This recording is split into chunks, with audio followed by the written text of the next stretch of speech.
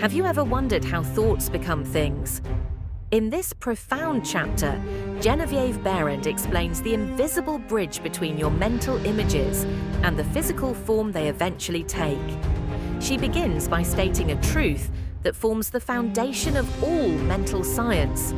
Every visible form was first a mental concept. Everything we see around us, buildings, clothes, inventions, began as a thought in someone's mind.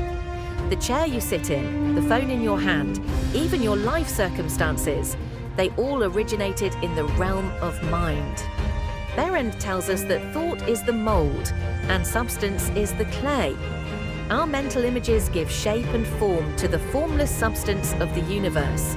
In other words, what you think consistently and clearly with emotion and belief begins to clothe itself in physical matter. But this doesn't happen through magic. It happens through law. She explains that we live in a universe governed by spiritual laws, just as real and exact as physical laws. One of these is the law of attraction, which brings into our lives the people, circumstances, and resources that match our dominant mental images. The key to shaping physical reality is consistency and harmony between your mental pictures and your feelings.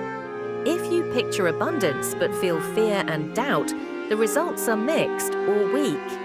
But if your image is supported by a deep feeling of certainty and peace, it becomes a powerful force for manifestation. Behrend highlights that mental form precedes physical form, just like a seed precedes a plant. She urges the reader to form mental pictures carefully, just as an artist sketches carefully before committing to paint.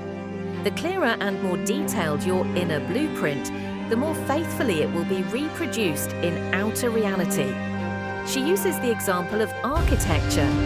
No building is ever constructed without detailed plans. Your thoughts must be just as precise if you wish to see your desires realized in concrete form.